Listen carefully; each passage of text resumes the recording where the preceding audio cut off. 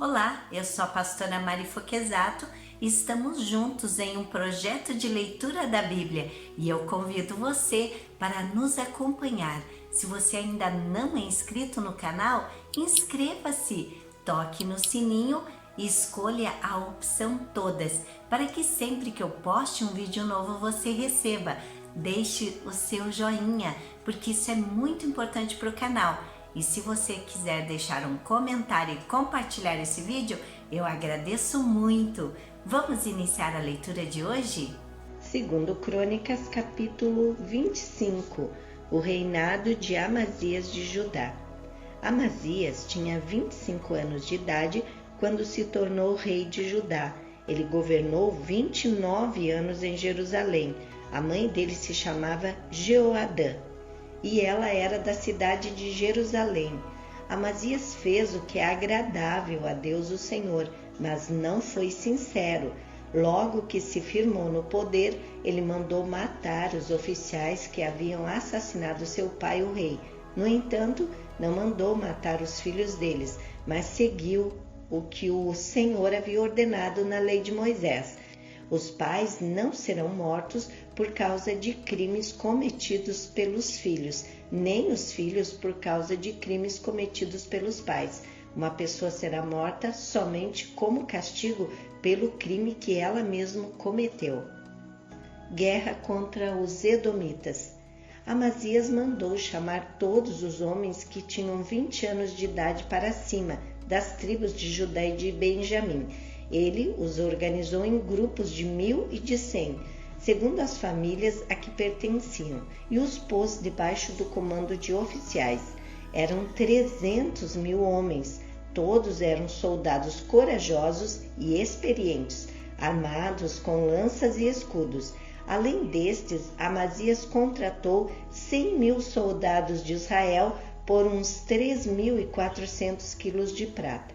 Mas um profeta foi falar com Amazias e disse: Ó rei, não leve esses soldados, pois o Senhor Deus não está com esses homens no reino do norte. Mas se o Senhor achar que com eles o seu exército ficará mais forte, então Deus fará com que o Senhor seja vencido pelos inimigos, pois ele tem poder para dar vitória ou derrota. Amazias perguntou: Mas o que vai acontecer com toda aquela prata que paguei para que os soldados de Israel lutassem ao meu lado?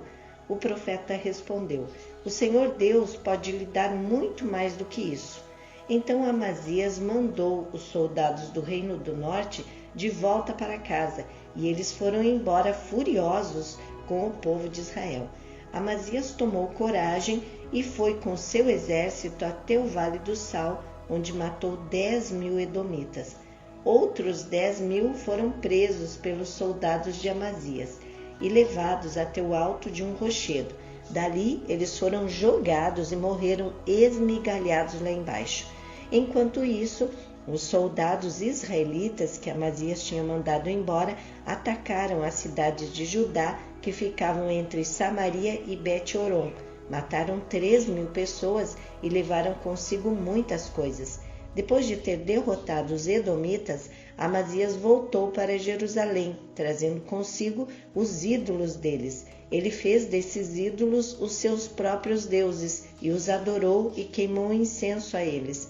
O Senhor Deus ficou irado com Amazias e enviou um profeta que lhe disse o seguinte: Porque o Senhor está adorando esses deuses estrangeiros que não puderam salvar o povo deles das mãos do Senhor? Mas o rei o interrompeu dizendo: Desde quando eu coloquei você como meu conselheiro? Cale a boca, senão vou mandar matá-lo. O profeta se calou, mas antes disse: Eu sei que Deus decidiu destruí-lo, pois o Senhor fez tudo isso e não deu atenção ao meu conselho. Guerra contra Israel. Depois de consultar os seus conselheiros, o rei Amazias mandou mensageiros ao rei de Israel, Jeoás, que era filho de Jeoacás e neto de Jeú, desafiando-o para uma batalha. Mas o rei Jeoás respondeu assim: Uma vez, um espinheiro dos montes Líbanos mandou a seguinte mensagem para um cedro: Dê a sua filha em casamento para o meu filho. Mas um animal selvagem passou por ali e pisou em cima do espinheiro. De fato, você, Amazias, venceu os edomitas e por isso está todo orgulhoso. Alegre-se com a sua fama e fique em casa. Para que arranjar um problema que trará somente a desgraça para você e para o seu povo? Mas Amazias não quis atendê-lo, pois era da vontade de Deus que Amazias e o seu povo fossem presos pelos seus inimigos por terem adorado os deuses dos edomitas. Então o rei Jeoás saiu com os seus soldados e lutou contra Amazias em Bet-Semes, na região de Judá. O exército de Amazias foi derrotado e todos os seus soldados fugiram para casa. Jeoás prendeu Amazias em Bet-Semes e o levou para Jerusalém, onde derrubou as muralhas da cidade, desde o portão de Efraim até o portão da esquina, em trecho de mais ou menos 200 metros. Ele pegou toda a prata e todo o ouro que achou, pegou todos os objetos do templo que estavam sendo guardados pelos descendentes de Obed-edom e todos os tesouros do palácio, e também levou reféns, e voltou para Samaria. A morte do rei Amazias. O rei Amazias de Judá viveu 15 anos depois da morte do rei de Israel Jeoás, filho de Jeoacás. Todas as outras coisas que Amazias fez, desde o começo até o fim do seu reinado, estão escritas na história dos reis de Judá e de Israel. Depois que Amazias se revoltou contra Deus, o Senhor, houve uma conspiração em Jerusalém para matá-lo, e por isso ele fugiu para a cidade de Laques. Mas os seus inimigos o seguiram até lá e o mataram. O seu corpo foi levado de volta para Jerusalém num cavalo e foi sepultado nos túmulos dos reis da cidade de Davi. Segundo Crônicas, capítulo 26, o reinado de Uzias de Judá. No lugar de Amazias, o povo de Judá pôs como rei o seu filho Uzias, que tinha 16 anos de idade. Depois da morte do pai, Uzias reconquistou e construiu de novo a cidade de Elate. Uzias se tornou rei aos 16 anos de idade e ele governou 52 anos em Jerusalém. A sua mãe se chamava Jecolias e era da cidade de Jerusalém. Seguindo o exemplo de seu pai Uzias, fez aquilo que agrada a Deus o Senhor. Enquanto Zacarias viveu, Uzias serviu a Deus fielmente, pois Zacarias o ensinou a respeitar o Senhor durante esse tempo, e Deus o abençoou. Uzias fez guerra contra os filisteus e derrubou as muralhas das cidades de Gate, de Jâmnia e de Asdod. Depois construiu cidades protegidas por muralhas, perto de Asdod e em outros lugares da região dos filisteus. Deus o ajudou a derrotar os filisteus, os árabes que moravam em Gur-Baal e os meunitas. O poder de Uzias aumentou e a sua fama se espalhou até o Egito, e os amonitas lhe pagavam impostos.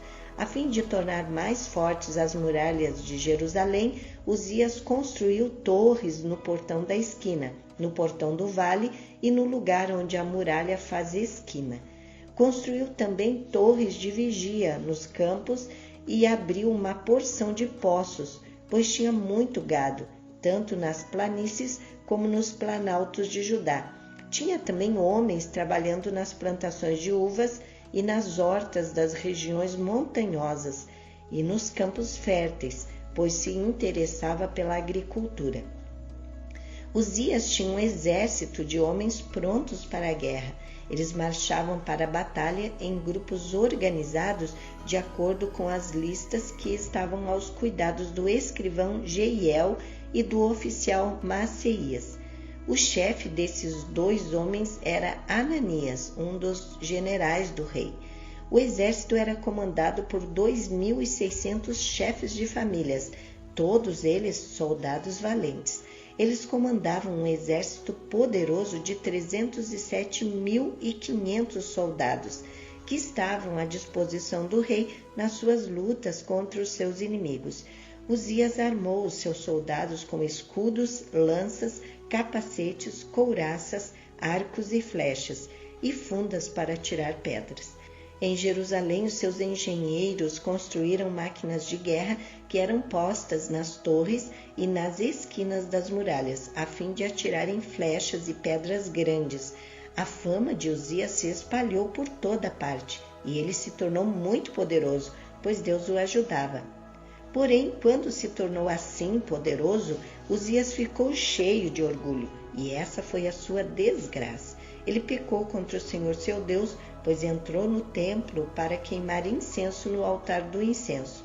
O grande sacerdote Azarias e 80 sacerdotes corajosos entraram atrás do rei e o enfrentaram, dizendo: Ó rei, o Senhor não pode queimar incenso ao Senhor Deus. Só tem esse direito os sacerdotes e os descendentes de Arão, que foram separados para este serviço. Saia deste lugar santo, pois o Senhor pecou contra Deus e por isso ele não vai abençoá-lo. Ao ouvir isso, Uzias ficou furioso com os sacerdotes. Ele estava ali no templo, perto do altar do incenso, segurando o queimador de incenso. E no momento em que ficou furioso, uma doença contagiosa da pele apareceu na sua testa. Azarias e os sacerdotes, vendo que ele estava com aquela terrível doença, o expulsaram imediatamente do templo. E ele mesmo tratou de sair depressa, pois o Senhor Deus o havia castigado. O rei Uzias sofreu dessa doença até morrer, e por ter ficado impuro, ele morava numa casa separada e ficou proibido de entrar no templo. O seu filho Jotão era quem mandava no palácio e governava o país. Todas as outras coisas que Uzias fez desde o começo até o fim do seu reinado foram escritas pelo profeta Isaías, filho de Amós. Uzias morreu e foi sepultado no cemitério dos reis em Jerusalém, mas não nos túmulos dos reis, por causa da sua doença, e o seu filho Jotão ficou no lugar dele como rei. Segundo Crônicas, capítulo 27, o reinado de Jotão de Judá. Jotão tinha 25 anos de idade quando se tornou rei de Judá. Ele governou 16 anos em Jerusalém. A sua mãe se chamava Jerusa e era filha de Zadok. Jotão fez aquilo que agrada a Deus, o Senhor, seguindo o exemplo de Uzias, o seu pai. Porém, ele não cometeu o pecado de queimar incenso no templo, mas o povo continuou pecando. Foi Jotão quem construiu o portão norte do templo. Ele também fez muitas construções nas muralhas da cidade, no bairro chamado Ofel. Construiu cidades nas montanhas de Judá e fortalezas e torres de vigias nas florestas. Lutou contra o exército do rei Amon e o derrotou. Aí ele forçou os amonitas a pagarem todos os anos, durante 3 anos seguidos, 3.400 quilos de prata, 1.000 toneladas de trigo e 1.000 toneladas de cevada. Jotão foi ficando cada vez mais poderoso, porque seguia fielmente a vontade do Senhor, o seu Deus. O resto da história de Jotão, as guerras em que tomou parte e as coisas que fez, tudo está escrito na história dos reis de Israel e de Judá. Ele se tornou rei aos 25 anos de idade e governou 16 anos em Jerusalém. Ele morreu e foi sepultado na cidade de Davi. O seu filho Acás ficou no lugar dele como rei. Amém. Terminamos aqui a leitura de hoje e eu agradeço a você que ficou comigo até o final desse vídeo. Tenha um dia vitorioso. Deus abençoe sua vida.